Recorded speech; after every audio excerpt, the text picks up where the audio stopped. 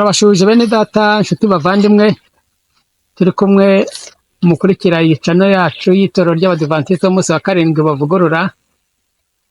Kuri uyu munsi muri iki gitondo tugiye gusubukura cya cyigisho cyacu turi kwiga cya 9. Mbere yuko dutangira kwiga ingingo y'uyu munsi, reka tubanze dusenge. Data twese udukundira mu ijoro, tugushimiye ko wabanye natwe ukaturinda, ukaba utugejeje muri uwo mwanya, izina ryawe ry'icyubahiro. Amen. Hiteguriye cyangwa se turinganirije kwiga icyigisho kitwereka amateka y'umusamariya kugira ngo natwe kidufashe. Tugusaba kugira ngo uyu munsi uhumure imitima yacu, tubashe gusobanukirwa n'icyo tubwirira mu ijambo ryawe, maze tukwitegura nk'uko ubidushakira, tubisabye mu izina rya Yesu. Amen. Reka twakire mwene data uri kudufasha muri iki cyigisho. Uyu mwanya ni wowe, dukomerezeho n'ingingo yo ku wa gatatu y'uyu munsi. Murakoze cyane. Ingingo ya gatatu iravuga igihe Yesu yari Samariya. Baratubajije bati ni iki abasamariya basabye Yesu kandi ni ukubera iki? Yohana igice cya 4 umurongo wa 40. Haravuga hati, nuko abasamariya bamusanze baramwinginga ngo agumane nabo asubirayo kabiri. Murakoze cyane. Icyo abasamariya basabye Yesu nuko amarayo kabiri, amarana nayo iminsi 2. Barongeye baratubaza bati sobanura umusaruro wavuye ku gihe Kristo yamaze Samariya. Yohana igice cya 4 umurongo wa 41. Haravuga hati, hizera abandi benshi baruta aba mbere kuko biyumviye ijambo rye. Umusaruro wavuye mu minsi 2 Yesu yamaze i Samariya wari uko hakiza abandi benshi bararokotse. Rero ibi ngibi impamvu nyamukuru abasamariya baje bakurikiye wa mugore basabye Yesu ko amara y'iminsi 2 nuko bifuza ko n'abandi kuko bari bamaze kwakira ku mazi y'ubugingo, bifuje ko badakira bonyine ahubwo ko bagomba gukiza n'abandi, kandi koko byabyaye umusaruro. Mu magambo yabwiwe wa mugore ku iriba, imbuto nziza zari zabibwe kandi umusaruro wabonetse vuba. Abasamariya baraje bategera Yesu amatwi kandi baramwizera. Bamuzengurutsa ku iriba, bamuhata ibibazo, kandi mu matsiko menshi banyurwa n'ibisubizo yabahaye ku byo batari basobanukiwe.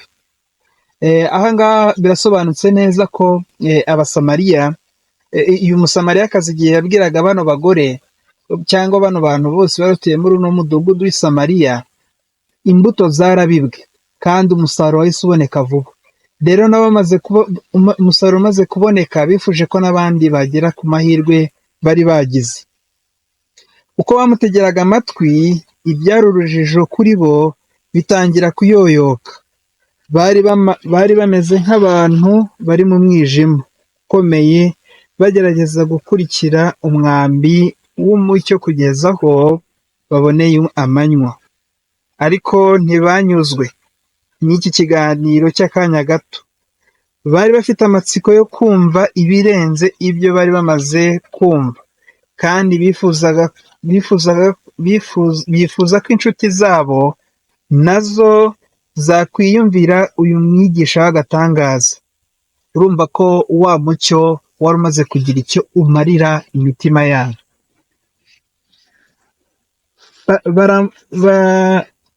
Bamurarikira kuza mu mudugudu wabo kandi bamusaba kumugana, kugumana nabo.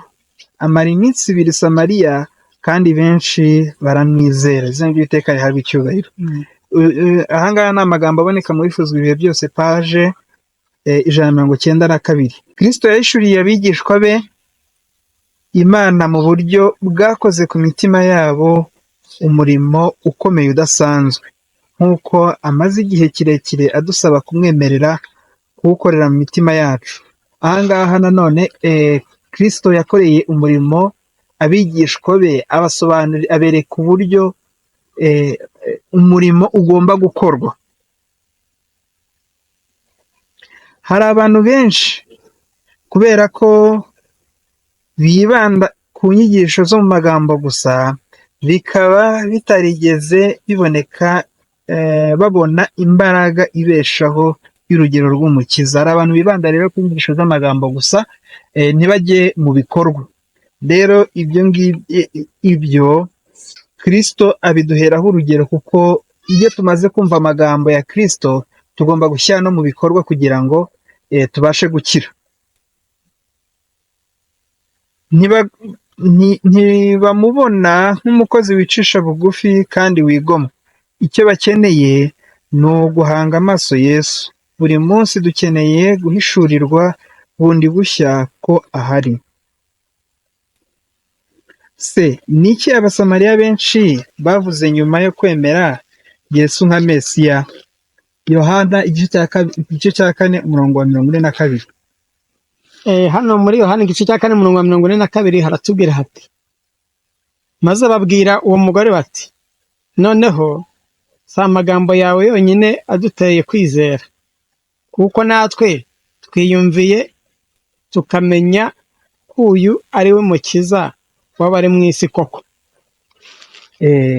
Abasamariya rero bamaze kumva icyo umusamariyakazi yakoze, cyangwa amaze kumva amagambo ya Yesu Kristo, icyo bahise bavuga ati, ubuhamya bwawe bwonyine ntabwo bwari buhagije, noneho natwe turabyiyemereye, turabyiboneye uko bimeze.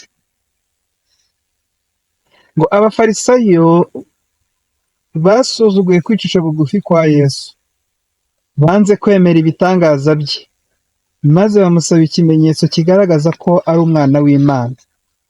Ariko abasamariya bo nta kimenyetso basabye, kandi Yesu ntiyagize ibitangaza akorera muri bo, uretse guhishura ibishwe by'imibereho ya wa mugore ku iriba. Ahangaha twereka n'icyigisho gikomeye cyane. Kristo ntabwo dukeneye ibitangaza, ntabwo dukeneye ibimenyetso bidasanzwe kugira ngo tubone kwakira Kristo. Ahubwo Kristo we icyo akeneye ni uko twemera guhishurirwa, twemera kwakira ihishurirwa twabonye ry'imibereho yacu, nk'uko wa mugore byagenze. Umugore we Kristo yagaragaje imibereho ye yari ihishwe, cyangwa ibishwe byari biri mu mibereho ye, bituma abasha guhinduka, ahita ahindura n'abandi benshi. Natwe rero icyo dukeneye ni ukwakira iyerekwa n'ihishura kugira ngo tubashe guhinduka. Nyamara kandi benshi baramwemeye. Muri ibyo byishimo byabo bishya babwira wa mugore bati, noneho si amagambo yonyine aduteye kwizera, kuko natwe twiyumviye tukamenya ko uyu ari umukiza w'abari mu isi koko. Izina ry'Uwiteka rihabwe icyubahiro. Igihe rero Yesu yari Samariya, yabashije gukiza abantu benshi adakoze ibitangaza, nta bimenyetso yakoze, ahubwo ari ukwemera guhishurirwa ibitangaza byo mu mibereho yabo, cyangwa ibishwe byo mu mibereho yabo. Mwene data rero, sinzi niba ari inyunganizi ufite wakongera kuri iki cyigisho tugasoza. Urakoze. Iki cyigisho buriya kirimo amagambo y'ingenzi. Ikintu njye numvisha kimfashijemo ni uko abantu b'i Samariya bari abantu beza, bari abantu bumva. Mu minsi 2 yonyine abantu bari bagejejweho ubutumwa, bakabwizera, bakayemera ko ari ubw'ukuri, bagahita babushyira mu bikorwa. Ni kangahe se twebwe twumva ijambo ry'Imana inshuro nyinshi, ariko bikagorana kugira ngo twizere? Mu by'ukuri aba bantu dukwiye kubafataho icyitegererezo, tukamenya ko mu gihe natwe twumvisha ijambo ry'Imana, ni amahirwe tuba tugize yo guhita turyumvira bitagombye gutwara igihe kirekire. Murakoze cyane. Reka dusabe Imana ihishurire imibereho mu mico yacu, ibihishwe byo mu mico yacu, kugira ngo tubashe gukora umurimo nk'uko bikwiriye, tubashe kwakira Kristo nk'uko bikwiriye, nk'uko i Samariya byagenze. Ubundi mukomeze kugira umunsi mwiza.